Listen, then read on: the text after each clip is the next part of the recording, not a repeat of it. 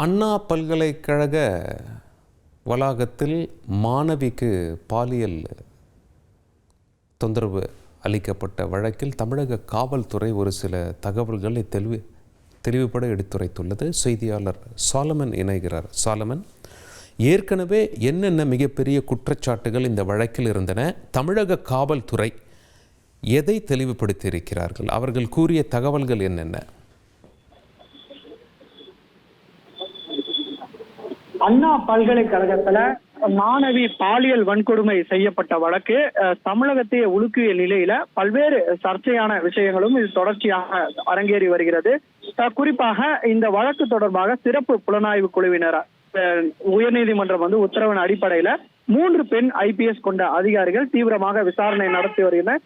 குறிப்பாக அண்ணா பல்கலைக்கழகத்துல இருக்கக்கூடிய சம்பவ இடம் மற்றும் பாதிக்கப்பட்ட மாணவி அது மாதிரி குற்றவாளி ஞானசேகரன் வீடு உள்ளிட்ட இடங்கள்ல தீவிரமாக சோதனை மேற்கொண்டு பல முக்கிய ஆவணங்களை பறிமுதல் செய்தனர். குறிப்பாக விசாரணையில பல்வேறு தகவல்களானது வெளிவந்த உள்ளன.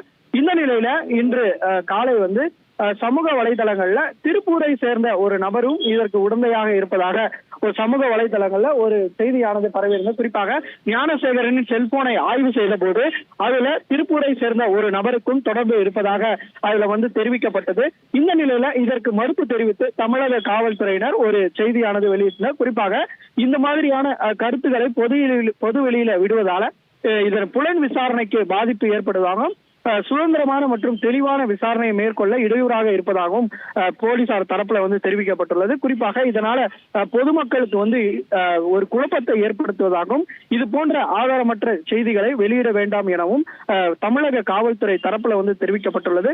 குறிப்பாக சிறப்பு புலனாய்வு குழுவினோட விசாரணை தெளிவான முறையில் சரியான முறையில் நடந்து வருவதாகவும் ஒரு கருத்தானது பதிவிட்டுள்ளது.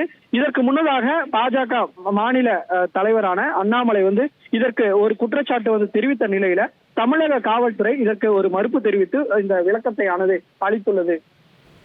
உங்களுடைய தகவல்களுக்கு நன்றி சாலமன். செய்திகளை உடனுக்குடன் தெரிந்து கொள்ள உடனே சப்ஸ்கிரைப் பண்ணுங்க.